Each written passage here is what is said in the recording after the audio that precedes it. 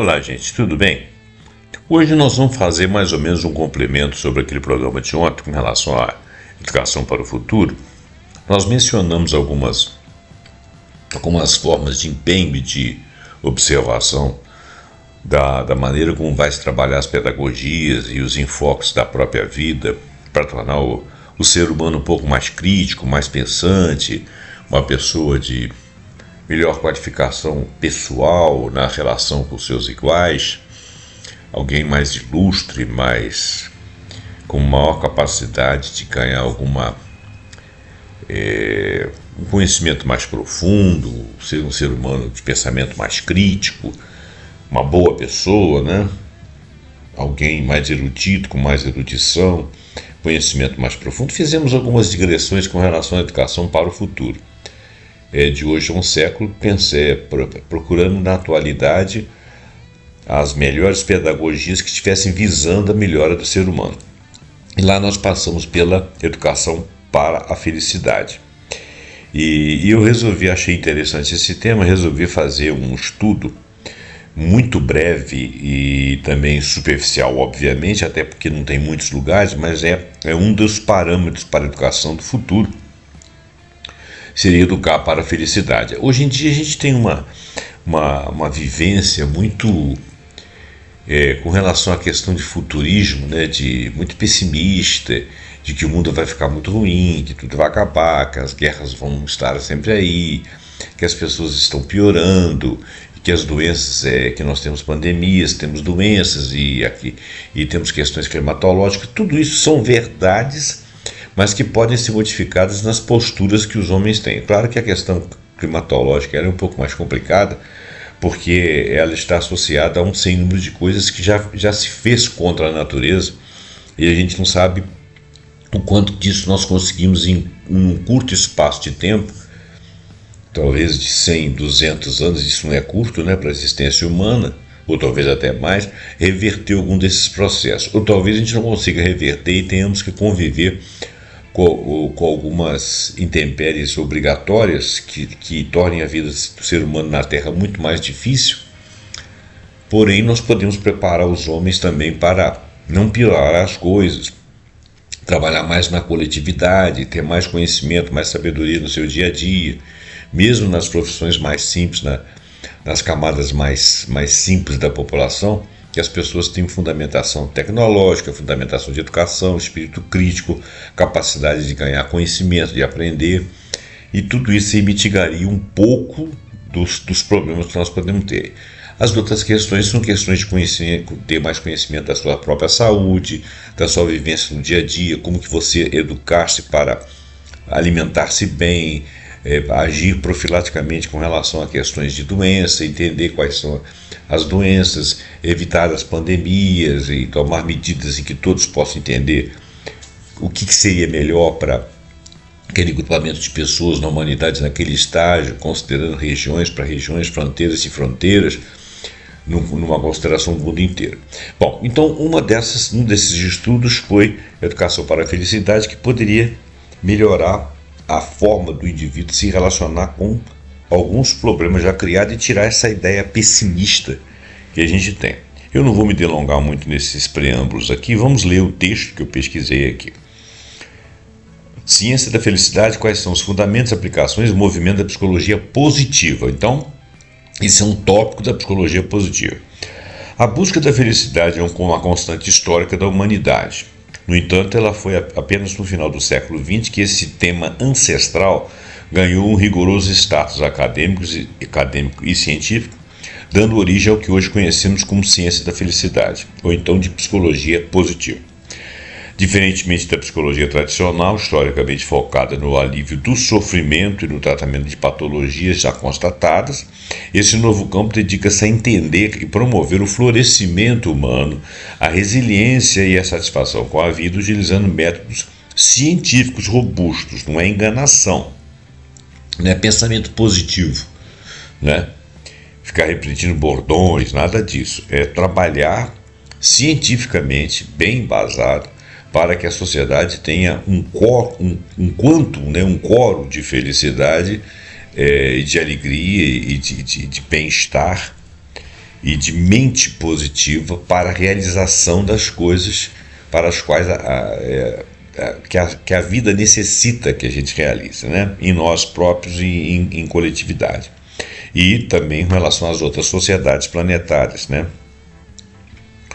Esta área transdisciplinar que dialoga com a neurociência, a filosofia, mas também com ciências sociais, propõe que a felicidade não é um mero acaso ou destino.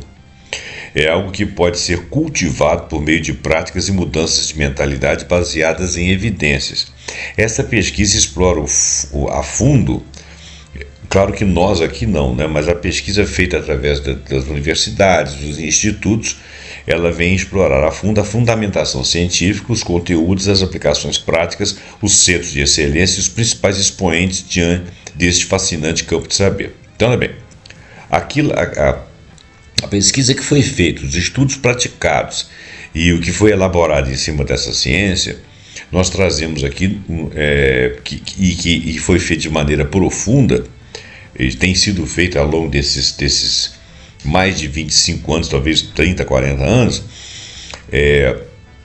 está sendo trazido aqui para nós aqui, baseado na fundamentação científica, nos conteúdos, nas aplicações práticas do Centro de Excelência, os principais expoentes desse campo de saber. Veja bem, a nossa pesquisa aqui, o nosso resultado aqui, ele não é profundo, ele é baseado em pesquisas profundas, mas ele é superficial. Claro, você vai ver pelo nosso texto aqui de meia dúzia de minutos que nós não podemos estar falando profundamente de alguma coisa, porque estudo profundo é outra coisa, né? O que nós estamos fazendo aqui é uma leitura sobre pesquisas que foram feitas aprofundadas em vários institutos. Muito bem. Fundamentação científica das raízes filosóficas à validação empírica.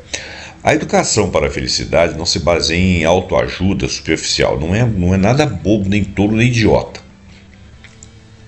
É uma sólida fundamentação científica que combina história, filosofia, metodologia de pesquisa empírica e também filosofia, né?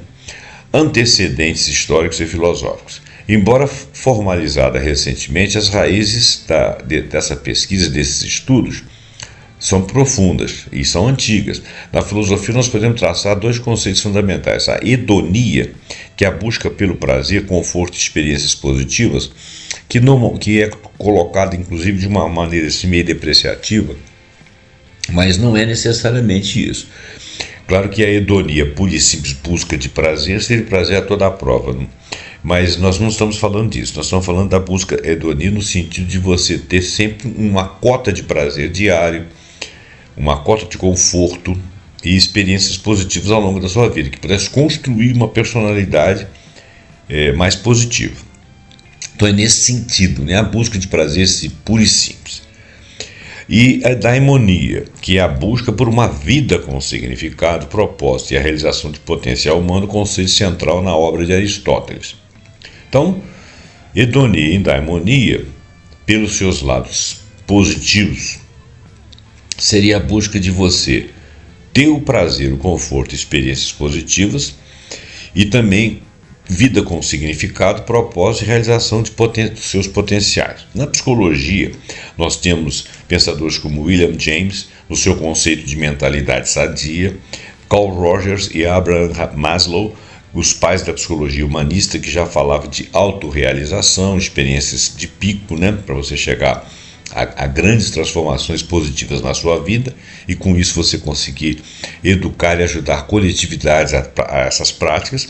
Eles estabeleceram as bases para o florescimento humano, aquilo que floresce, aquilo que é humano e bom nas pessoas, muito antes dessa psicologia positiva ganhar esse nome, né, de ciência da felicidade. O marco oficial, surgimento da psicologia positiva, ciência da felicidade.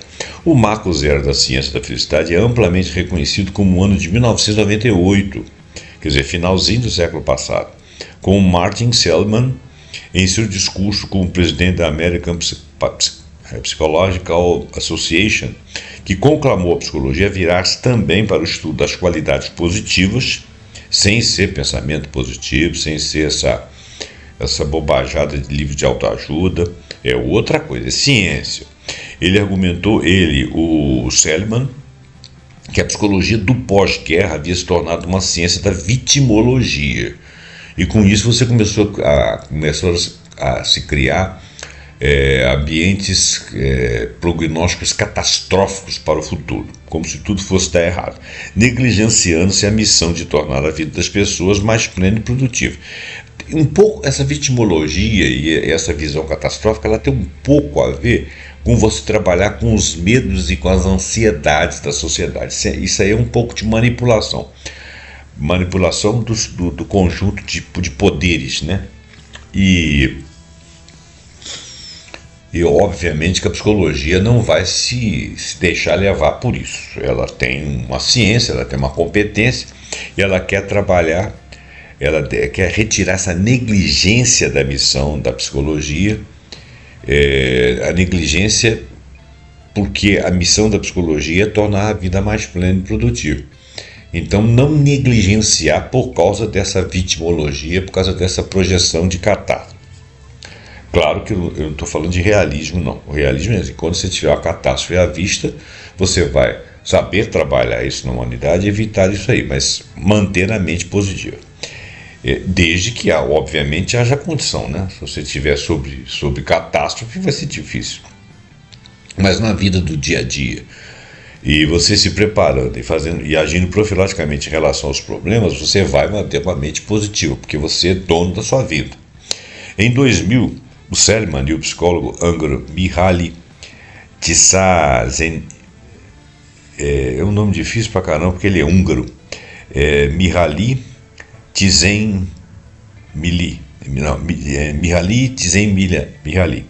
Mihaly duas vezes, Mihaly Csikszentmihalyi, editaram uma edição especial da revista American Psychologist, intitulada Positive Psychological and Introduction. Eu tenho dificuldade de falar essa palavra, Psychological, né? Então, psicologia americana, né? Psicologia positiva, uma introdução, tudo bem.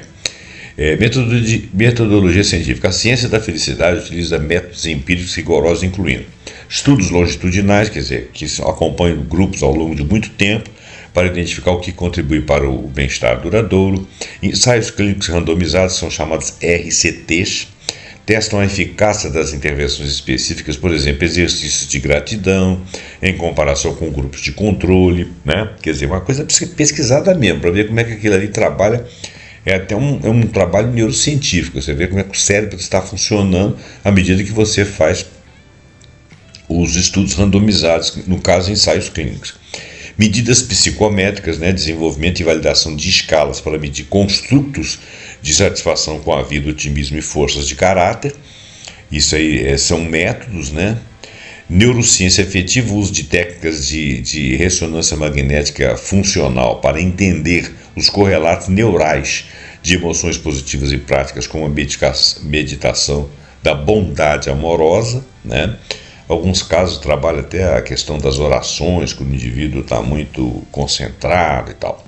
Bom, conteúdos em exposição, os pilares do bem-estar. A ciência da felicidade organiza então seu conhecimento em torno dos conceitos chaves que explicam o que faz a vida valer a pena. Então, depois que se passou dessa metodologia científica, a gente vem para os conteúdos de exposição, os pilares do bem-estar. Então, o modelo PERMA, ele vai explicar aqui o que significa o P, o E, o R, o M e o A, né? E tudo em inglês, tá, gente? Então eu vou dar umas carqueiradas aí. Inicialmente, Seligman fala de felicidade autêntica, baseada em emoções positivas. Posteriormente, ele evoluiu para uma teoria mais abrangente, a teoria do bem-estar, resumida com o acrônimo PERMA. Teoria do bem-estar é o acrônimo PERMA. Cada letra representa, obviamente, um elemento central que as pessoas escolhem por si mesmas e que contribui para o florescimento, que ele está chamando de flourishing, em inglês. O P, Positive Emotion, ou emoção positiva, a vida prazerosa inclui sentimentos como alegria, gratidão, serenidade, esperança, amor. É a dimensão hedônica da felicidade. Tudo isso aí vai ser baseado em emoções positivas, como que ele está estudando essa teoria do bem-estar.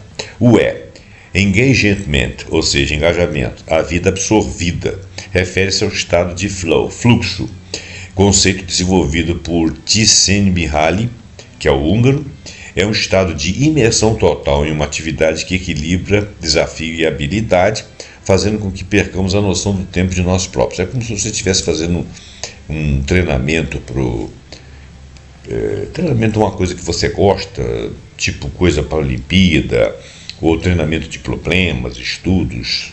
Você entrar em fluxo de raciocínio é igual quando você está resolvendo alguns problemas matemáticos, que você entra em fluxo ali, fica o tempo todo encontrando soluções.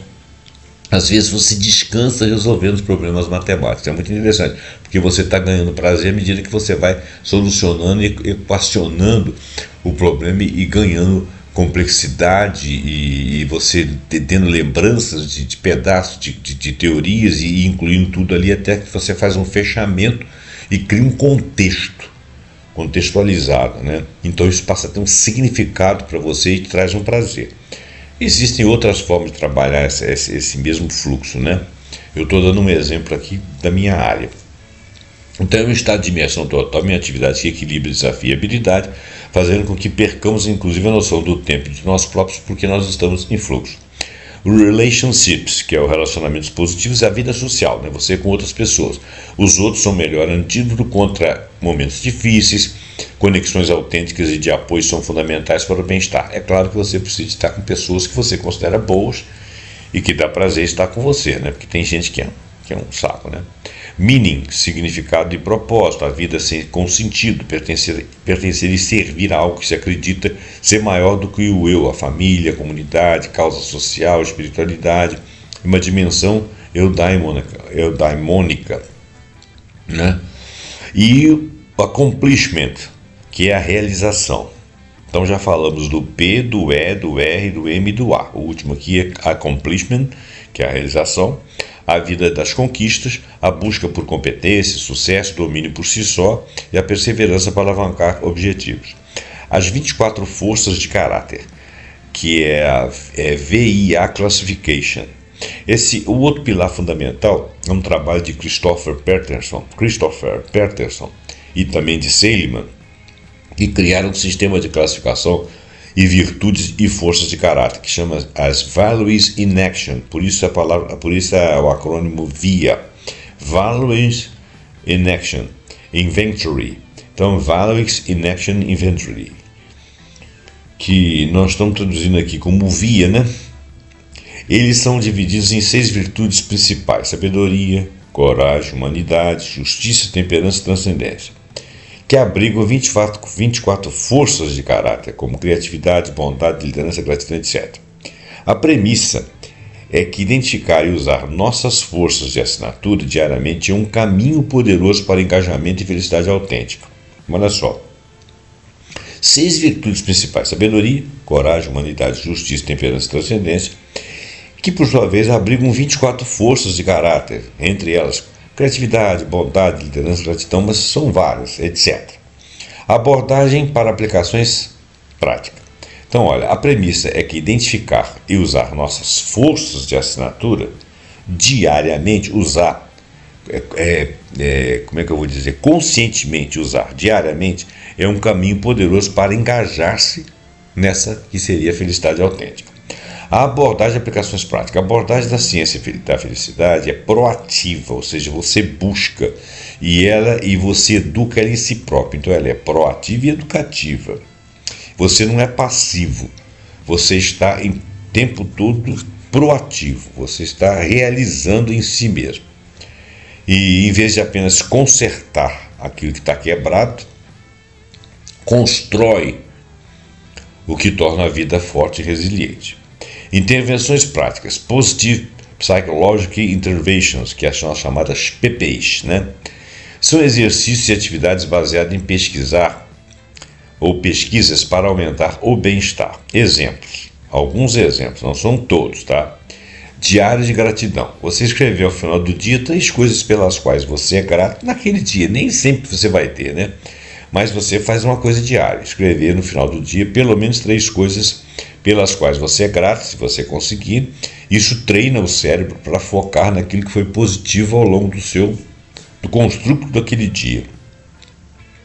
Visita de gratidão, escrever e entregar pessoalmente uma carta de agradecimento a alguém que fez a diferença em sua vida. É claro que você não vai fazer isso toda hora, né? Porque também não apareceram tantas pessoas assim.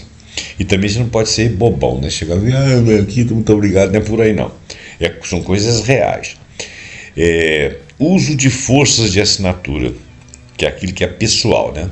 Identificar as próprias forças do VIA, né? Do Invectory, Invectory, que é o que nós falamos lá do Values in Action, ou seja, valores em ação, o inventário dos valores em ação, isso que significa VIA Invectory. Vou falar de novo, Values in Action Invectory, ou seja, inventário dos valores em ação, ok? Então voltamos aqui.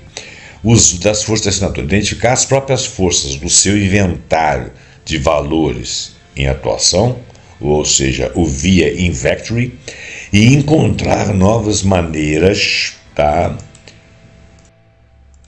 Encontrar novas maneiras de usá-las no trabalho, nos relacionamentos, no lazer e no prazer. E saborear, savory, em inglês, é a prática de prestar atenção deliberada e intensificar o prazer de uma experiência positiva, tornando-a duradoura, ou seja, ela seria observada. Psicologia positiva.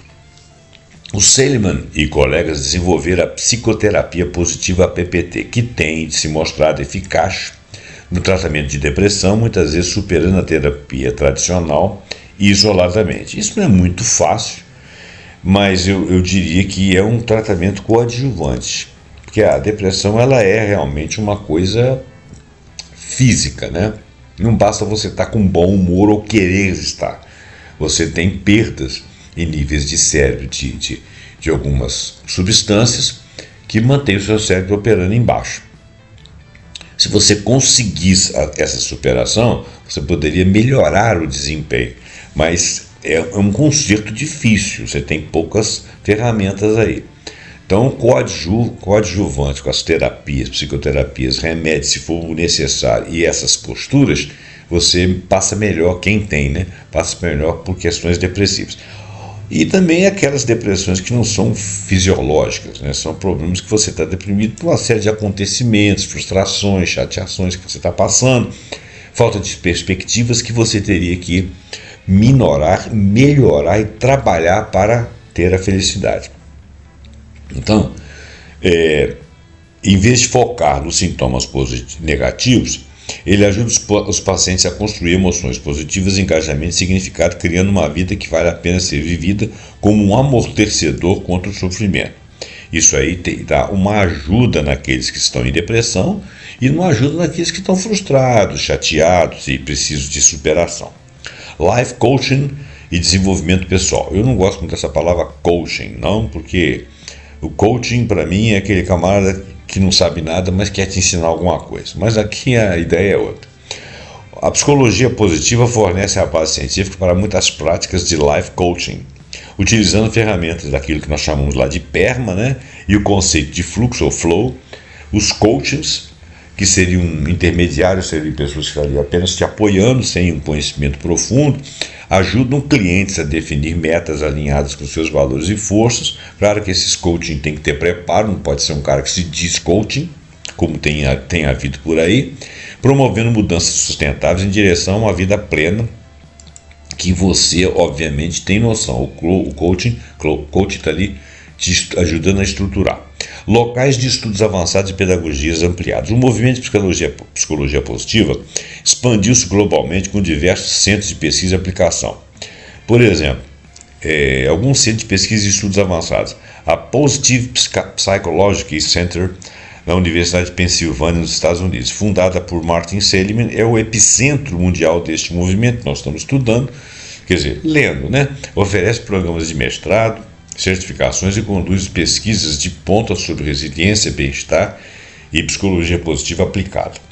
O MAPP Program, que é o Master of Applied Positive Psychology, que é o programa pioneiro e mais prestigiado do mundo, formando líderes da área. Então, são os mestres de aplicação da psicologia positiva Applied, acho que é aplicação mesmo. Center for Healthy Minds, Universidade de Wisconsin-Madison, nos Estados Unidos. Madison, nos Estados Unidos. Ele é fundado por Richard Davidson, e esse centro de saúde mental, que é o Healthy Minds, acho que é saúde mental mesmo, integra neurociência e psicologia para estudar qualidades como bondade e bem-estar, neurociência e psicologia. Quer dizer, uma coisa de nível de cérebro mesmo. International Positive Psychological Association, a IPPA, organização que congrega pesquisadores profissionais do mundo todo, promovendo congressos de difusão da ciência. Pedagogias aplicadas, onde a ciência encontra a prática. A educação para a felicidade é aplicada em diversos contextos práticos. Por exemplo, educação positiva, escolas ao redor do mundo, como a Geelong Grammar School, na Austrália, em parceria com o Seligman, que estão integrando o ensino de resiliência, gratidão e forças de caráter ao currículo acadêmico. Olha, veja bem, não é autoajuda, não. É coisa científica, incluída no currículo da escola. Organizações e ambiente corporativo. Empresas que utilizam os princípios da psicologia positiva para aumentar o engajamento dos funcionários, reduzir estresse, promover lideranças autênticas, mais autênticas e criar uma cultura de trabalho saudável e produtiva. Isso aqui não pode ser visto como uma forma de você engambelar pessoas para que elas trabalhem a favor da sua empresa. Não é isso. É uma felicidade autêntica que vai transparecer no trabalho. E com isso você, obviamente, vai ter seus lucros, né? Mas você tem que causar um bem à pessoa. Porque se lá pelas tantas ela perceber que ela está sendo envolvida, enganada, aí a felicidade vai embora. Então tem que ser uma coisa autêntica. Políticas públicas, governos e organizações internacionais, por exemplo, como a ONU, seu World Happiness Report, ou seja, felicidade mundial, né? Utilizam métricas de bem-estar subjetivo para além do PIB das nações, orientando políticas de saúde, educação e desenvolvimento social. A própria saúde, profissionais de saúde que aplicam intervenções positivas para ajudar pacientes com doenças crônicas, encontrar significado de emoções positivas, melhorando a adesão ao tratamento e a qualidade de vida. Claro que alguns pacientes de doenças crônicas podem ter lá uma luz no final do túnel a saber que elas vão embora, outros são doenças crônicas, mas que a pessoa vai apenas conviver com elas a vida toda, né? O que é chato pra cacete, mas aí você ajuda o indivíduo. Principais expoentes de suas contribuições. Primeiro, o próprio Martin Seligman, dos Estados Unidos, que é o pai da psicologia positiva, que é o criador das teorias da felicidade autêntica, do bem-estar, que é a PERMA, autores de livros como Felicidade Autêntica e Florescer. O Mihaly Csikszentmihalyi, que é da Hungria, difícil falar esse nome, pioneiro no estudo da criatividade e da felicidade. Mihaly Csikszentmihalyi, é isso aí. Pioneiro no estudo de criatividade e da felicidade, criador da teoria do fluxo ou flow, o estudo da experiência ótima, detalhando seu livro Flow, a psicologia da experiência ótima. O Christoph Peterson, que é fundamental na criação da classificação das forças e virtudes de caráter, chamadas a via que eu falei ali em cima, né? Seu lema era outra pessoa importa, other people matter, resumindo a importância dos relacionamentos. A Barbara Fredrickson, reconhecida na sua teoria de ampliar e construir, broaden and build, das emoções positivas, que explica como as emoções como a alegria ampliam o nosso repertório de pensamentos e ações, construindo recursos pessoais e duradouros. Autora de Positivity. Carol Dweck, conhecida por seu trabalho em Mindset, que inclusive eu já fiz até um trabalho aqui do livro dela, distinguindo entre a mentalidade fixa e crescimento, que é a crença que podemos desenvolver nossas habilidades com dedicação e esforço. A Carol Dweck escreveu um livro do Mindset, que é posturas de mentalidade, né? Que não é uma coisa científica, não é autoajuda. Ed Diener, dos Estados Unidos, conhecida como Doutor Felicidade por suas pesquisas pioneiras sobre o bem-estar subjetivo e a medição da satisfação da vida. O James Pavelsky, dos Estados Unidos, diretor de educação da Positive Psychological Center da Penn e um dos líderes do movimento das humanidades positivas, que explora a interseção da psicologia positiva com a filosofia, com as artes e com a literatura para promover o florescimento, o flourishing humano. Muito bem, então esse foi o recado que nós deixamos aí. Desculpa os tropeços aí nos ingleses da vida e nas outras línguas que eu não sei falar.